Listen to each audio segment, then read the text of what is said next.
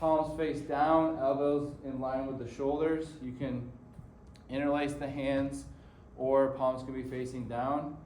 Okay, knees will draw back, feet are in line with the knees. You want to find that knee plank first. So from here, you're basically finding that knee plank with a rounded upper back, tucked pelvis with the toes down. And then from here, all you're doing is just extending the knees. And then you're in your front plank position. From here, inhale through the nose. From here, I'm gonna reach all the way out overhead until my arms are totally straight. I'm gonna feel the tension in my core, and then I'm gonna push into the ball back to the start. So I'm placing my hands on the ball. From here, I'm gonna push the ball forward and then roll the ball back. So set up in the plank position, barbell roll out our shoulder distance, and from here you're gonna push it forward into the ground and arms will go overhead, and then you're gonna drive it back, bar over the chest or under the chest. So bar starts under the chest, push it overhead, push it into the ground, back to start. You're gonna push the ball forward and above the head and then return it back to start. So start with the forearms on the ball in the kneeling position. Press into a forearm plank. From here, push the ball overhead and return it to the start. Push the ball overhead and return. From here, keep the integrity of the form. From here, we're just gonna draw big circles with the ball. You can go 3 circles one way, and then 3 circles the other way. So this is challenging anti-rotation by creating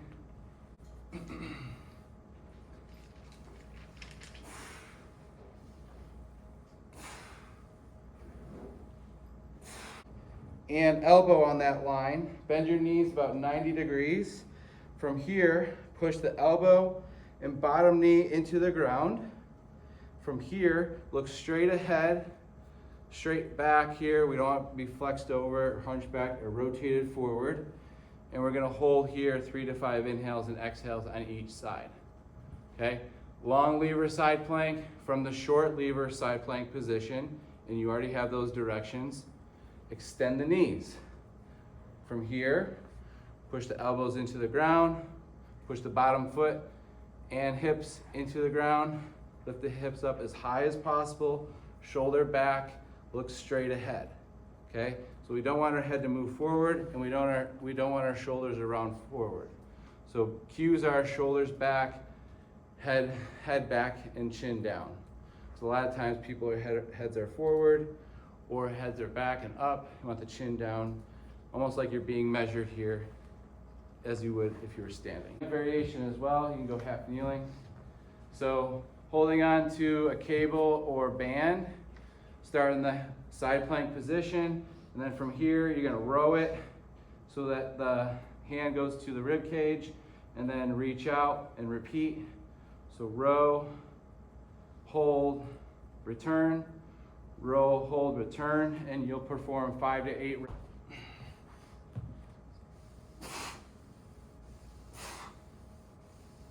And go heel over toe and try to walk in line on that line, looking straight ahead. And as you're doing that, we want to make sure we're not bending. So as we're walking, we want to be walking upright and straight. If you can make it harder by going heel over toe. But the first thing you should just make sure that the kettlebell isn't kind of moving kind of like this. Like that they have a firm grip, that it's not moving side to side, and that they feel like their chest is up and they're not dragging it down. So when we do this, when we're holding onto this kettlebell, this section of our core has to light up or contract, isometrically engage as I travel through space, right? So that's why the single leg, single arm carrying the pulley, pull it and reach overhead to start. Then from here, you're just holding this position. Because what's the weight trying to do? The weight is trying to pull me down. So what I'm doing here is I have to isometrically contract this side of my core here, okay? So this would be a standing overhead iso hold, okay? Using a cable, you can also use a band, okay? And so I might hold with a little bit of lateral flexion just to keep the core engaged, or you could hold straight up just like this. You might have to increase the weight if you don't feel it that much. So probably 10 to 15 second holds each side. And I would just play around with the weight. I wouldn't play around with the time. I would just increase the weight over time. I would say 10 to 15 seconds each side, then increase the weight over time. Eventually, yes, you can turn this into a lateral flexion exercise. Just like that. You could also do this. So this would be a lateral flexion. On the legs, so push down on my legs, and then I'm going to extend my spine, whoa! And I'm going to hold for about 5 to 10 seconds, and then I would switch to that side extension position, and then holding right here. So this would be a side extension iso hold. And then obviously you can add in the lateral flexion aspect.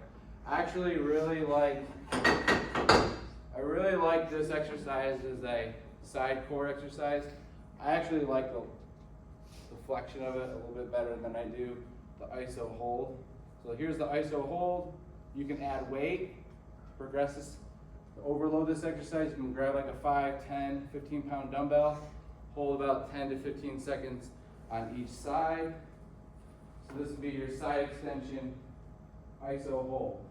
So then from here, you're gonna pull it into your chest, stand next to the side, stand to the side of the machine about an arm distance away from the cable machine. From here, we're going to press out in front of us and then slowly return back to the chest. So press forward in front of us, slowly return toward the chest. So in this position, I'm trying not to rotate. So that's why we call it anti-rotation standing press out. You can also do this kneeling and half kneeling. So you can start a client or person in the kneeling position, knees under shoulders, feet tucked behind knees, standing tall with the head over the shoulders, shoulders over the hips. Hands are placed right in front of the chest, hand over hand of the cable handle. From here, we're gonna press out in front and then slowly return toward the center. So here's tall kneeling, half kneeling, other side half kneeling.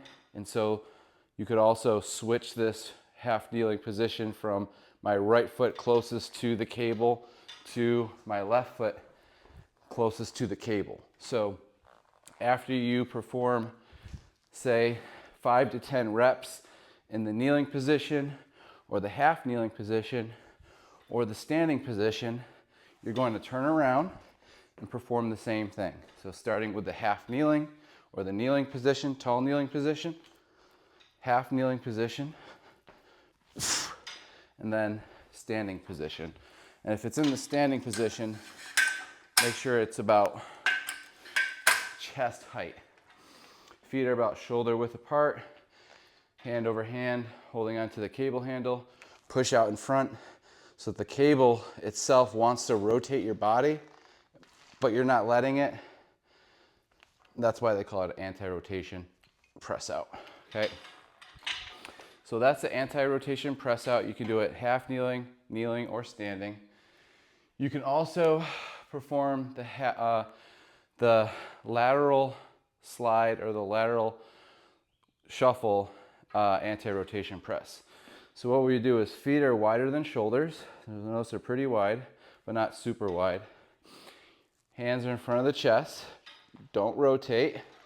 From here, I'm going to step toward the left 2 times with each foot, and then twice to the right, 2 times with each foot. Okay, and then I'll switch sides.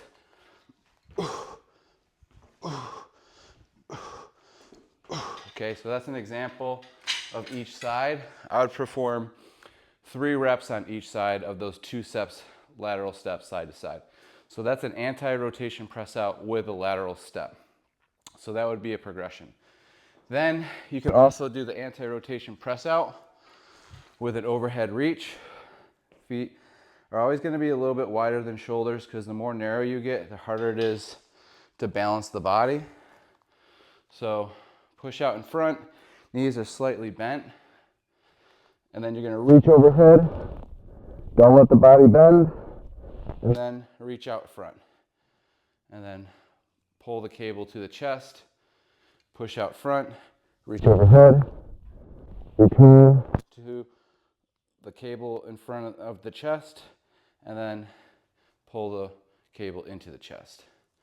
So push out front, reach overhead, reach out front, pull back into the chest. And then you perform about 3 to 5 reps on each side. So this is the standing anti-rotation press out with overhead reach.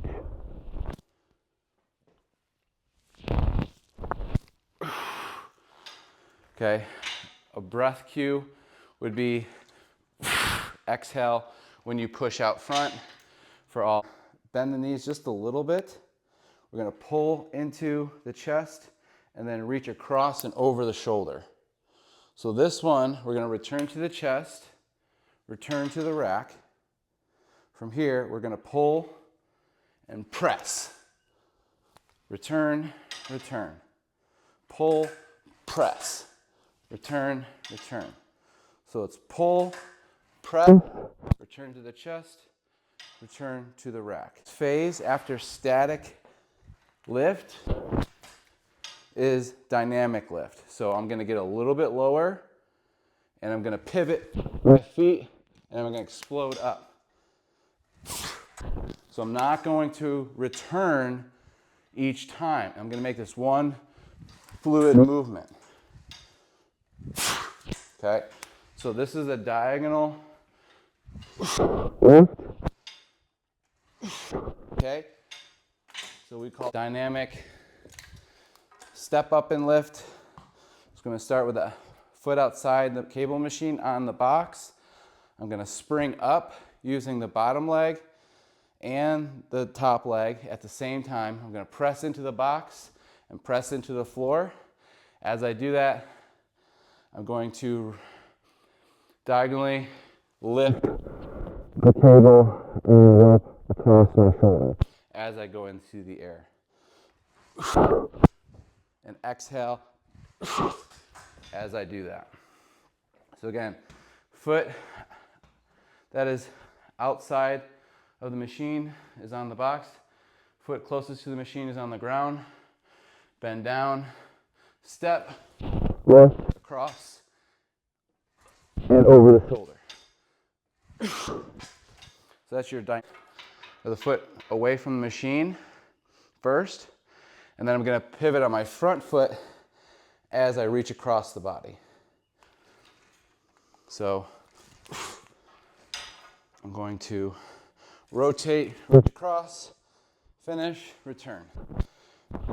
Exhale as I go through. Dynamic chops and lifts, anywhere from 5 to 8 reps, because this will be in phase 2 or 3 after your static. So more like a 50%, 60%, not like an 80% and not like a 20%. So notice that my back hip is internally rotated to start. And then when I go across and down, it externally rotates and the front foot internally rotates, or front hip internally rotates.